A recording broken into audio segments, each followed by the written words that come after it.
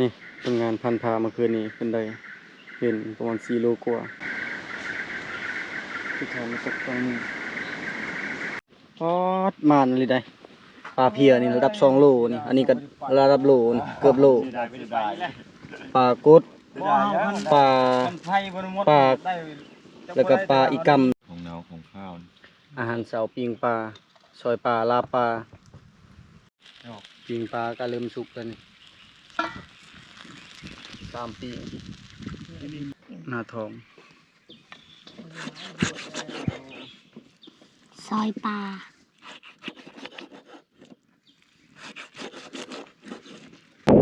สักกับสักอันนี้รอเล่นสัก2 คนเลย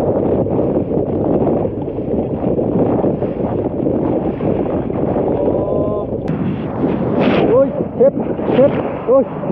โอ้ยโอ้ยโอ้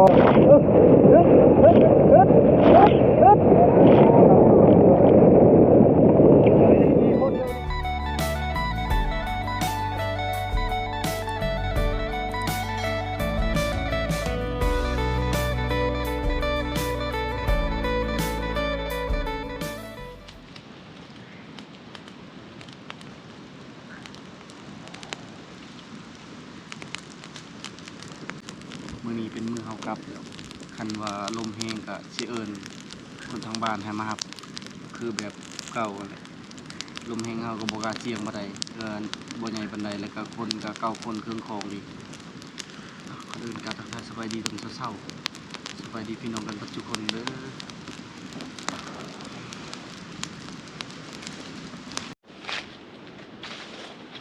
ตอนนี้แจ้งแล้วถึงก็น่าจะเริ่มเข้าแล้ว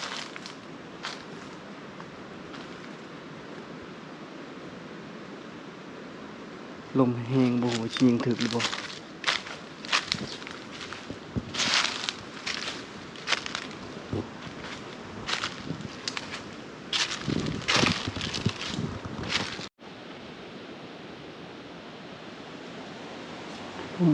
ลมแห้งบ่เห็นนัดก็ฮอกเข้าช่ำมัน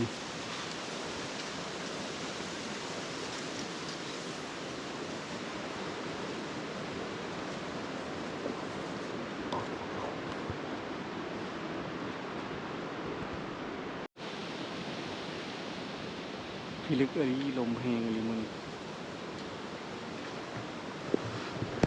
ขันนกเขาก็ฮอกเข้ากับฮูชิยิงจังไดบ่ต้นไม้นะจนสิลม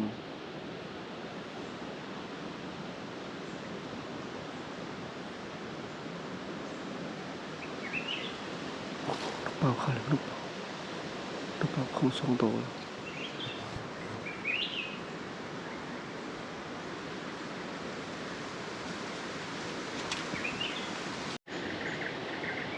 ตอนนี้นกเริ่มเขาแล้วแต่ว่า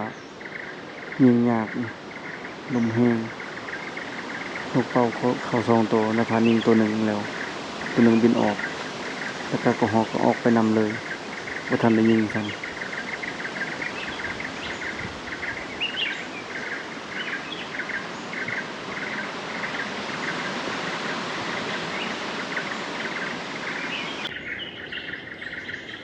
มึงหายยังดกแห้งอะไรมีแต่มึงหายน้อยบ่มีมึงหายใหญ่สุกเดี๋ยวนี้นะ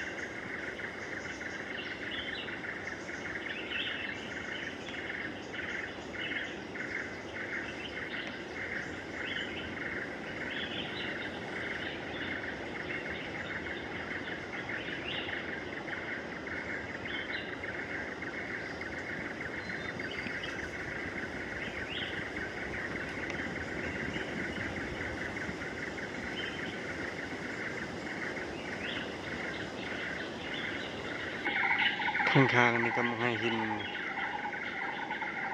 แต่บ่ทันสุก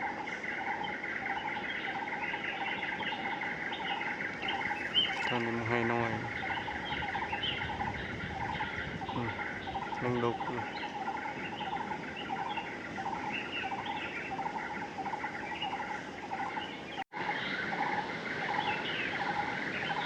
นกหลายอยู่แต่บ่นกกระดกใหญ่บ่เข้ามีแต่ผู้นกกระดกน้อยนกกระแทกนกกระลิวก็ฮอกก็เข้าแต่ตัวเดียวแล้วก็เงียบเลย ยิงช่องโตหากระไดนกตัวหนึ่ง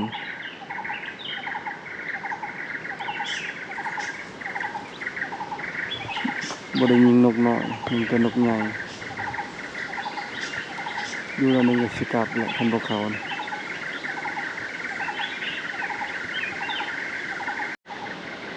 พอก่อนในบัดนี้นะเพราะว่าบ่เข้านกใหญ่นะเข้าแต่นกน้อยได้นก2ตัวซ้ำกับเมื่อวานนี้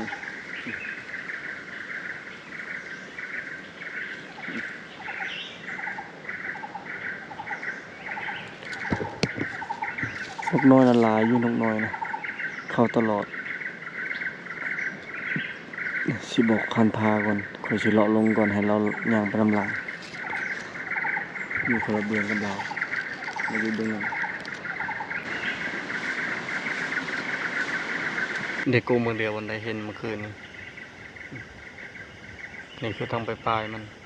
กำลังสุกเต็มอยู่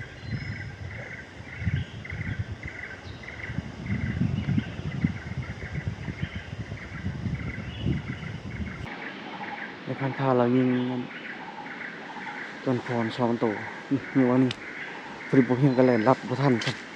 ถือบ่ช่องโตเลยว้าตัวนี้ตัวใหญ่แฮงเลยจนคิดว่าโตเห็นคือเท่านี้แล้วนี่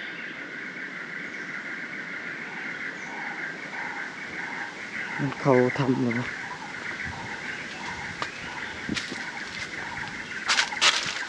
นี่จะเขาทำเลยได้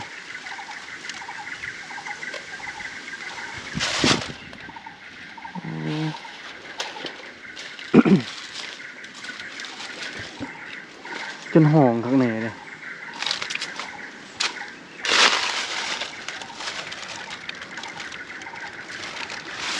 จนพรตัวบางใหญ่เลย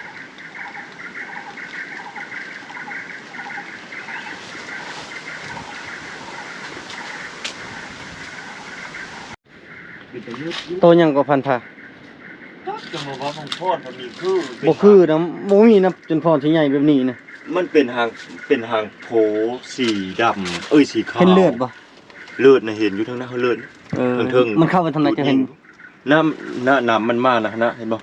มันมาสูดอยู่เดี๋ยวนี้น้ำมันนะน้ำเหนียวใหญ่มากมันมาแต่พี่มาพี่เลยแค่จุดยิงผู้เลือดนะใหญ่อยู่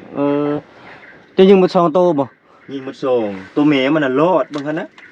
โดนพงโลตัวเมย์มันนะคือมันห้องอยู่จะได้ยินมันห้องยิงแม่นะได้ยินมันเล่นมันห้องกว้างมันแม่นตอนยิงคือนะบ่แม่นจนพรใหญ่เฮงอะลิตัวเมย์นะห่างโผเมย์มันมันง่ายจุกไปทางไหนเลย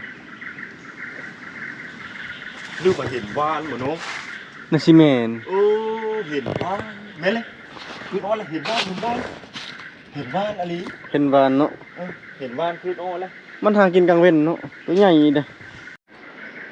หากะฮู้เด้อครับเป็นเห็นว่านหากะฮู้หากะเคยได้ยิน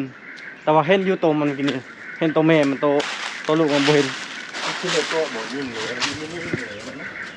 นี่บ่ยิงตัวใหญ่เลยเด้อเกือบได้หลายอย่างมาหอมนี่มันขึ้นมาทางนี้แล้วเนาะนี่ของมันนะพวกนี่เลือดมันนะนี่เลือดมันนี่พี่ไปพุ่นเลยถือกอยู่เลยแต่มันง่วนหินพี่แต่มันชอบไปเห็นมันบางนักเลยนี่เป็นงานพันพาเมื่อคืนนี้เป็นได้เห็นประมาณ4 โลกว่าเป็นงานเมื่อเช้านี้ก็ได้นกได้ก็หอกนกจากนกยังซีอิดแล้วก็นกเป่าก็หอกตอนนี้คือนกยังบ่ถอยอยู่แต่ว่าชัดใหญ่บ่เห็นผู้ก็หกหมอขั้นเข้ากันน่าจะเข้าช่วยๆไปเลยตอนนี้ที่เดินทางกลับก่อนเพราะมื้อนี้เป็นมื้อกลับบ้านกลับซองนะลมก็สงัดลงตอนนี้ทาบ่ทางกับผ่านมายังบ่เห็นลงมาตอนนี้เขาถอยกลับไปก่อนเพราะว่ามื้อนี้เขาสิกลับต้องกลับแต่เช้า8 โมงปลายแล้วกลับไปหาทีมงานไปหาแคมป์หากินข้าวกินน้ำ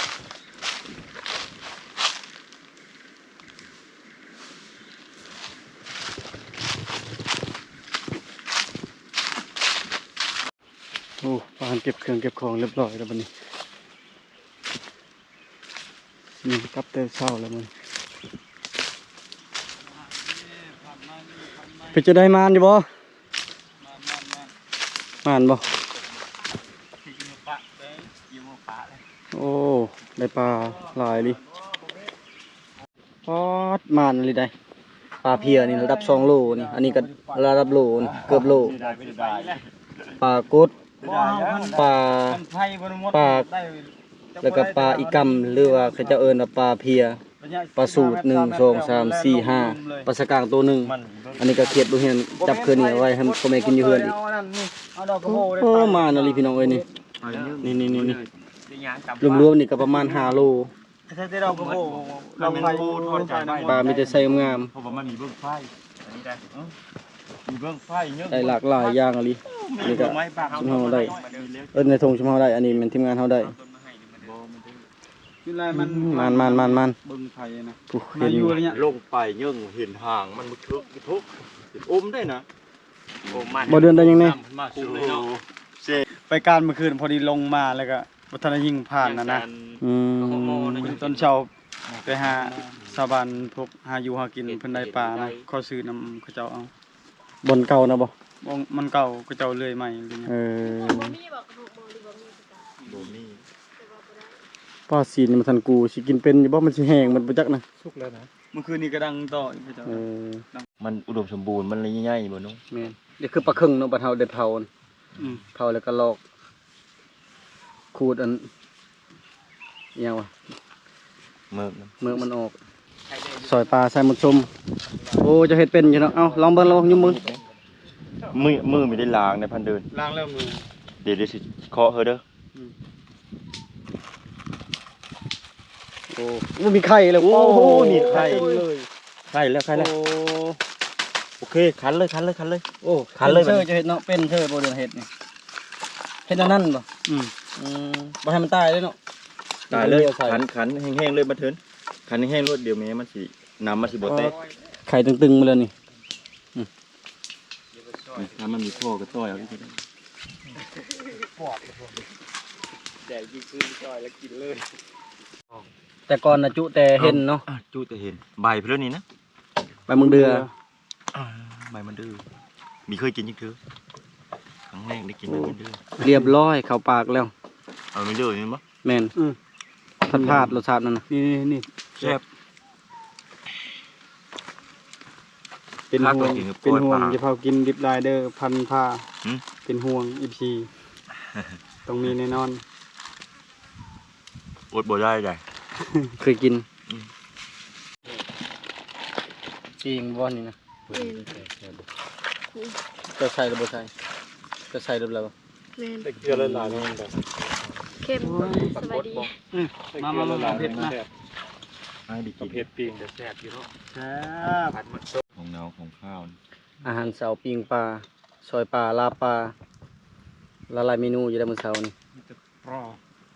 ปอสลาปลาบ่ปอสละอึกพุ่นเด้อปอสละอึกนี่บ่อยากฟังมันเด้อ ปิ้งปลาก็เริ่มสุกแล้วนี่3 ปี นี่คือเจ้าพิมพ์ 3 4กับตัวนี้ อันนี้คือส่วนเนื้อแม่นเอาไปจำแล้วปิ้งแต่ส่วนกระดูก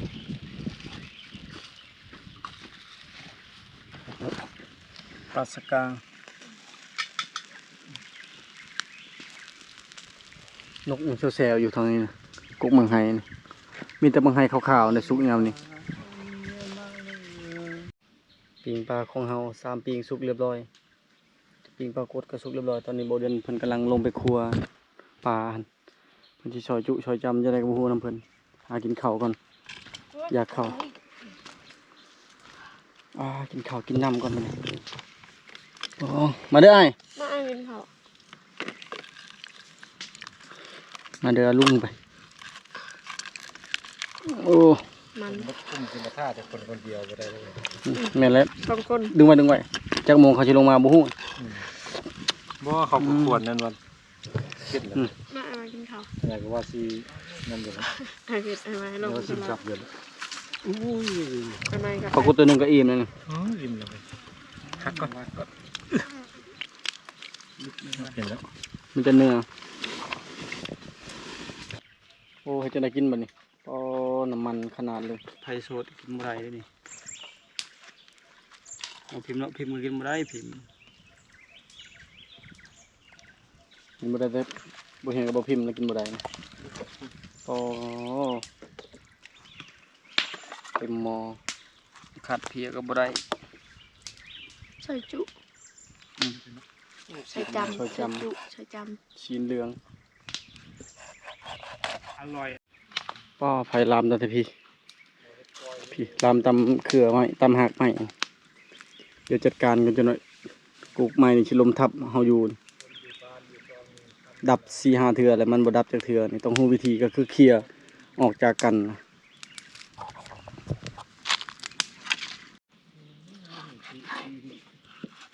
ชีนเหลืองโตดำชีนเหลืองซอยจุซอยจำ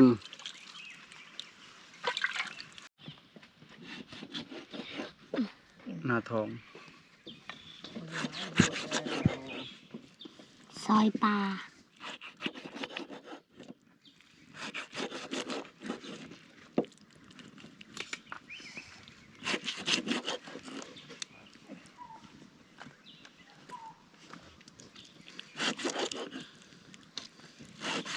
กินคือแพน้ำเลยกิน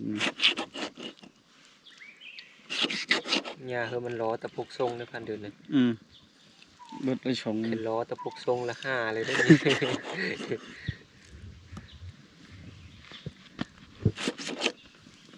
สีนงามข้างในเลยเนาะรสชาติมันจะละเป็นเลยเลย แซ่บเลย แซ่บเลยยังไม่เคยกิน มาลองเบิ่งหน้าท้องมึง คัน เชียร์เวลาเลย เมนูก้อยตัวนี้ ธรรมชาติเนาะเอาว่าอะไรกันได้อันนี้ไข่เนี่ยเก็บไข่พิมพ์สบายดีพันไหม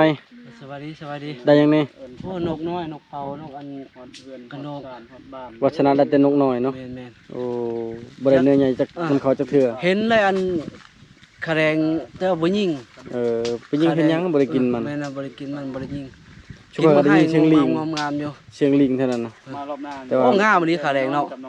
เห็นเลย จะเอาไปเลี้ยงแต่เลี้ยงบ่ได้ แม่น เป็นสัตว์คุ้มครองเลยเนาะ แม่นเอาไปเลี้ยง สงวน พิษได้เอาไปเลี้ยงบ่ได้เลยพิษกด แต่ว่ามันหู้ความเนี่ยเห็นกับเจ้าเลี้ยง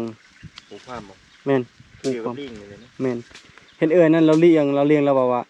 บุญมีคันมึงดื้อนะบอกขอโทษนำคันมึงดื้อนะกูสิไปเลี้ยงอยู่ป่านะมันแล่นไปกอดแอวกอดแล้วก็ว่าขอโทษนำคือผู้หญิงนั่นน่ะอันเขาบอกว่าไปเปิดนมให้เบิ่งแน่มันแล่นผู้สาวมันไปกับแต่เสือเปิดนมให้เบิ่งเป้าฮู้จักความคือหยังเลย บ่เห็นหยัง แสดง ก็มาให้ เขาอยู่มีแต่นกกับกระหอกเราได้กระหอกตัวหนึงเขาได้นกตัวหนึง นอนอีกเลยคืนนึงเลย ของกินเบิดแล้วบัดนี้ของกินของใส่พวกแบตอิหยังก็เบิดบัดนี้ เฮ็ดบ่แซ่บ ลองเลยเรียบร้อยเข้าปากแล้วลงท้องเลยเป็นไงรสชาติปลาเพีย แซ่บอยู่คิดว่าฟันเนื้อเฮ็ดบ่แซ่บแซ่บอยู่เด้ โอ้หมดแดงนี่ไข่มดแดง หิวข้าว หิวข้าวหิวน้ำเขาบอกเขาไปเซเว่นแต่ว่าอันนี้บ่ได้อยู่ในเซเว่นก็กินได้ มา คำแรก มา คำแรกหมดแดงกัดคอล่ะ พิมพ์มาเลย พิมพ์กินดิบบ่ได้พิมพ์นะ รีบมาเลยเนาะ เด็กน้อยเขาบ่ให้กินอีกอย่างเราก็บ่มัก กินมะส้มนะบ่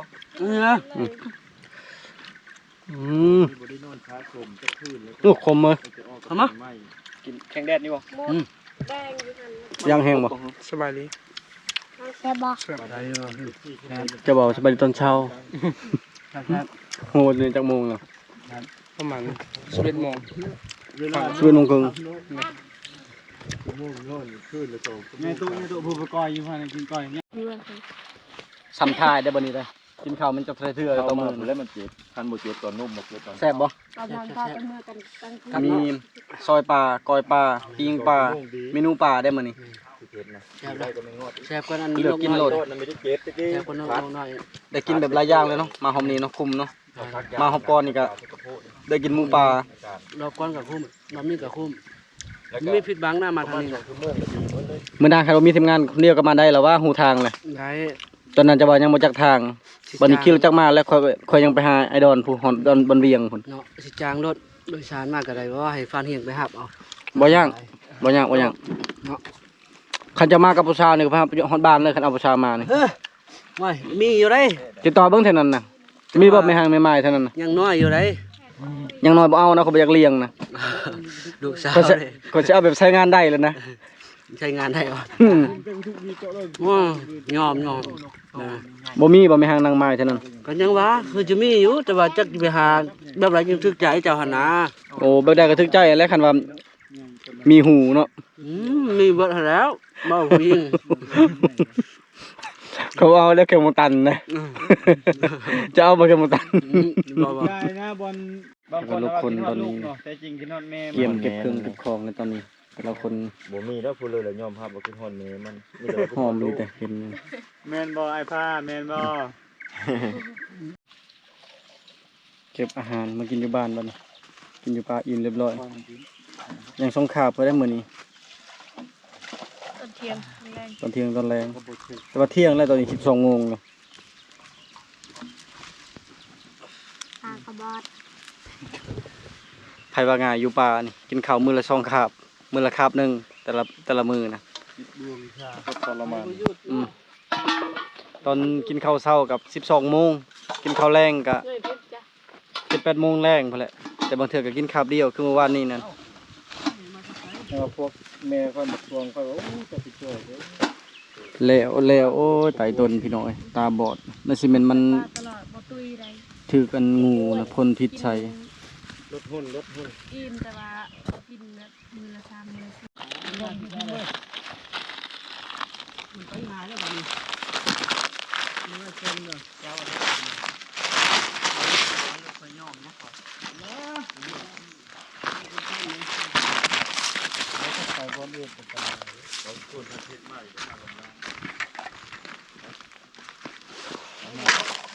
ตอนนี้เก็บเครื่องเก็บของเรียบร้อยแล้วมีแต่เอาเครื่องลงใช้เรือบรรยากาศเดินทางกลับ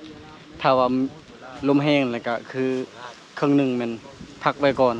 อีกเครื่องหนึงเป็นเมื่อบานเพราะว่าเมื่อก่อนน่ะโทรให้เขาเจ้ามารับแต่ว่าเมื่อนี้นั่นบ่มีสัญญาณเลยมองเฮามานี่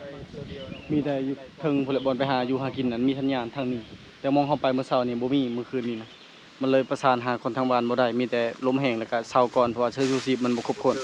อีกอย่างคันมันเกิดเหตุขึ้นมามันก็บ่คุ้มอะนะเพราะว่าเครื่องของอุปกรณ์เฮาก็หลายอย่างเก็บของตัวนี้ลมแห้งอยู่ตอนยังมา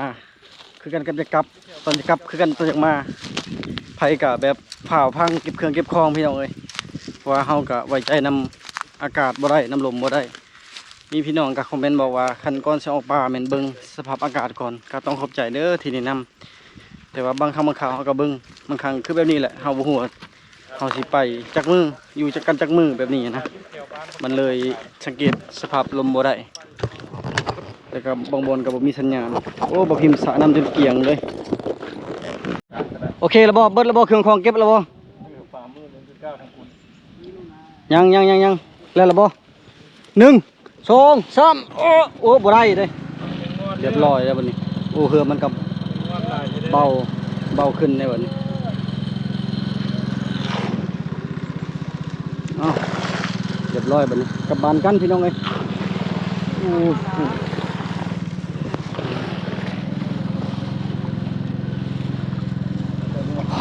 มื้อนี้ก็แดดอีกแล้วมื้อนี้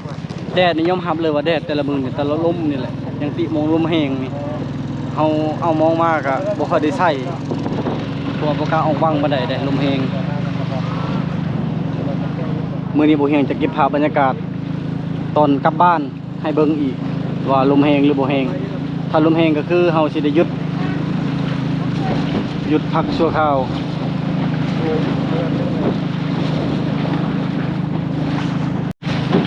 โอ้นำเป็นคืนเลยนะสเก็ตเบิ่งนำคุณไปหอดพุ่น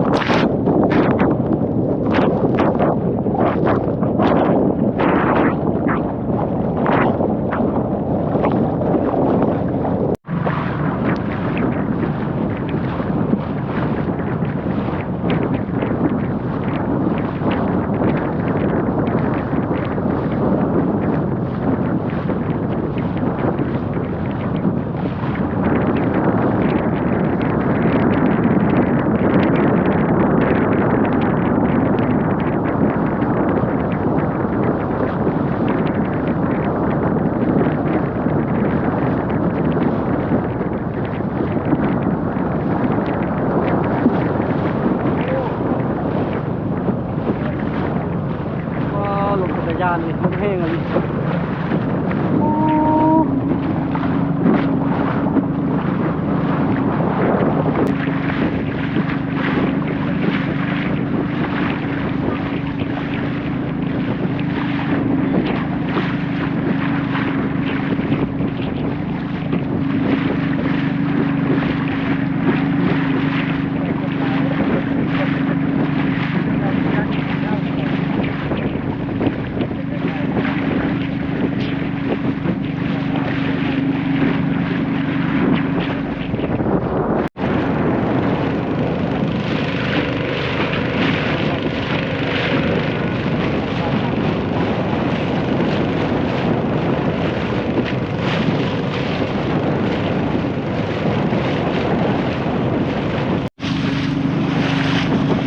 เวลาออกเรือนี่ยามลมแห้งเฮาต้องไปเรียบพังแต่เรียบพังนี่ก็บ่ได้เพราะมันมีไม้ต้องไประดับนี้แล้วก็ลมบ่ค่อยแห้งปานใดแล้วก็เพื่อความปลอดภัยอะไรเสื้อชูชีพเฮาก็บ่มีเบิดทุกคนนั่นน่ะลมก็ธรรมดาถ้าเทียบกับมือก่อนนั่นมือก่อนโอ้ลมแห้งกว่านี้อีหลีจนจากหลุดจากเรือพุ่นเลย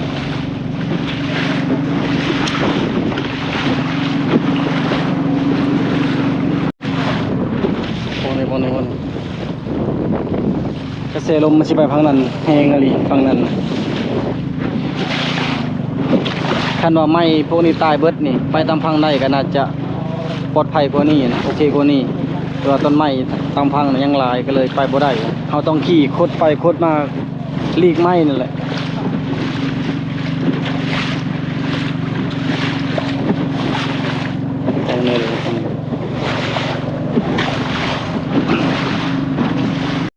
เครื่องเสียบไปแล้วป่ะนี่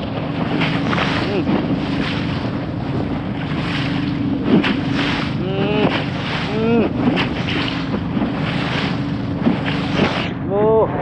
โอ้โอ้โอ้โอ้โอ้โอ้โอ้โอ้เก็บเบิร์ดโทรศัพท์ตึ๊ดตึ๊ดตึ๊ดตึ๊ดเฮ้ยเฮ้ยทำเสียงมัน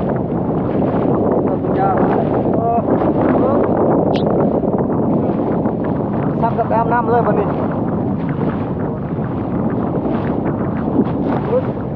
ตึ๊ดตึ๊ดบ้าเฮ้ยโอ้โหพี่น้องเลยลงแพงเลย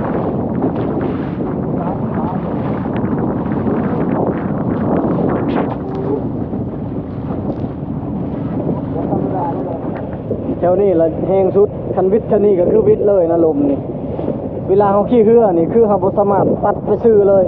เราต้องเรียบไปทางนี้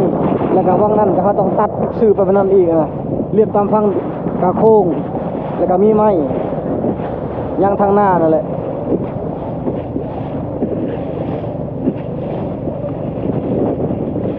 โอ้เรือจนจมพี่น้องไอ้ผมลมเพลงโอ้โอ้ตายโลดลมนี่ปีกายในปานนี้เศร้าลมเลยแต่ว่าปีนี้น่ะลมแห้งอะไรแดดกระแดดอยู่แต่ว่าลมนี่โอ้โอ้โอ้เด็ดโทรศัพท์เด็ดเบิดเลยโทรศัพท์ข้างหน้ามีโทรศัพท์แห้งอยู่นะ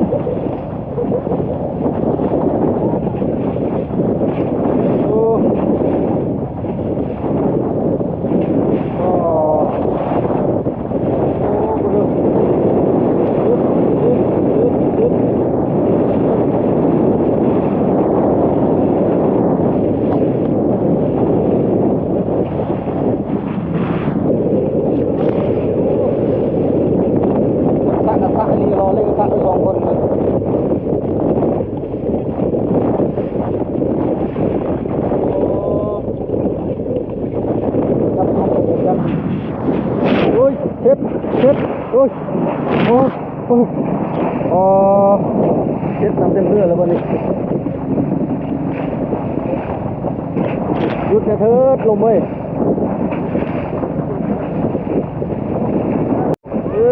ลมแห้งเลยพี่น้องเลย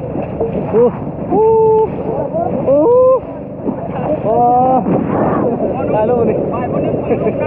สามคนเด้อเฮ็ดสามคน3คนเอา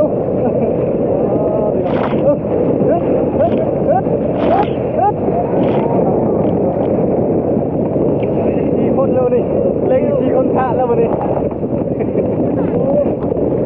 ระวังมอเด้อระวังมอไปเด้อจำดีๆเด้อมอถ้วยเด้อมอจานเด้อเข้าพังเด้อบ่เดือนเด้อโอ้พี่น้องเป็นตายานให้กันเลย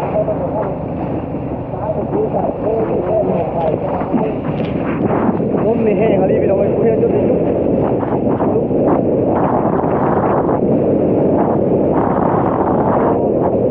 เสียงลมนี่นะ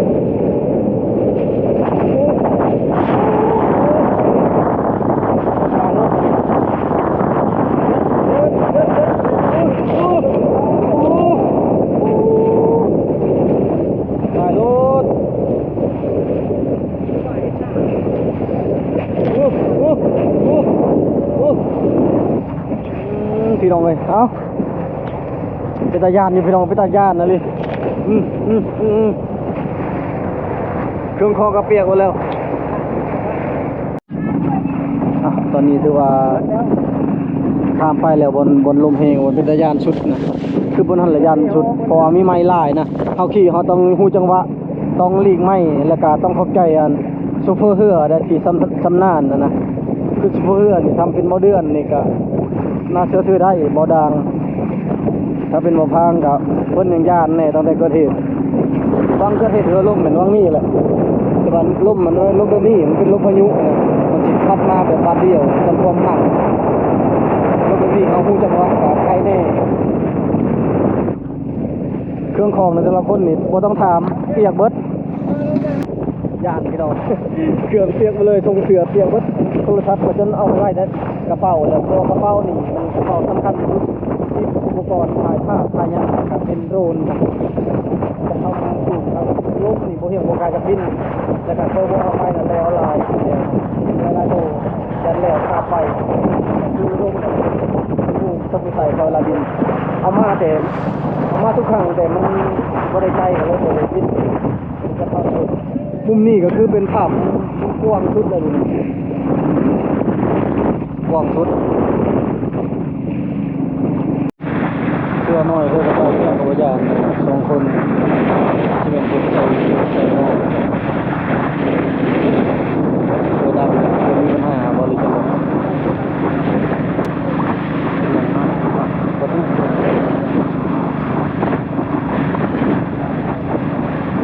มาได้สิ้นจุ๊บเล่ครับเหลือหน่อยเลยนะพ่อย่านเมื่อบานคือกันผมยกล้อเลยนะเจ้าข้าพเจ้าเนาะข้าพเจ้านะดิ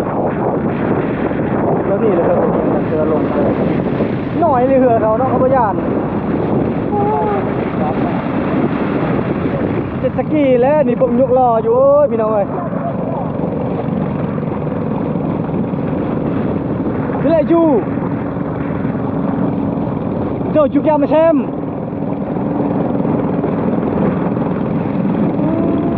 พี่น้องเลยง่ายเบาดำง่ายเบาหญ้าที่เคยไปใส่เบ็ดใช้มองกระโบนี่เป็นง่ายปุ๊บของเขาโอ้นี่เขาเจ้าเลยไหมบางทีกูไปเรามาท่าลาดเอาบ่ฮะเรามาท่าลาดเอาเฮ้าเนาะวันนะเขาเจ้าเลยไหม